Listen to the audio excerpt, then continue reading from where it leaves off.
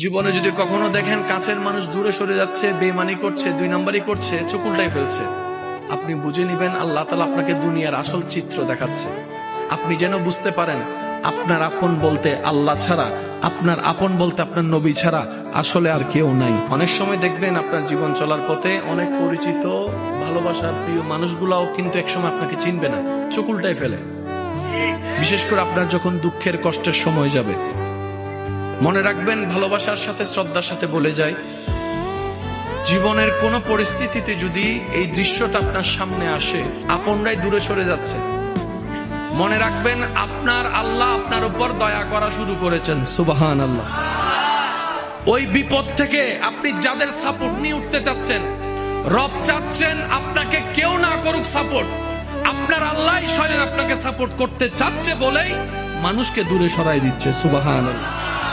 জীবনে যদি কখনো দেখেন কাছের মানুষ দূরে সরে যাচ্ছে, বেঈমানি করছে, দুই নাম্বারই করছে, চোখ উল্টাই ফেলছে, আপনি বুঝে নিবেন আল্লাহ তাআলা আপনাকে দুনিয়ার আসল চিত্র দেখাচ্ছে। আপনি যেন বুঝতে পারেন আপনার আপন বলতে আল্লাহ ছাড়া, আপনার আপন বলতে আপনার নবী ছাড়া আসলে আর কেউ নাই, আসলে কেউ নাই, আসলে কেউ নাই। আপনার ভালোবাসার অধিকার পাওয়ার একমাত্র আল্লাহর আছে, স্রষ্টা হিসেবে নবীর আছে।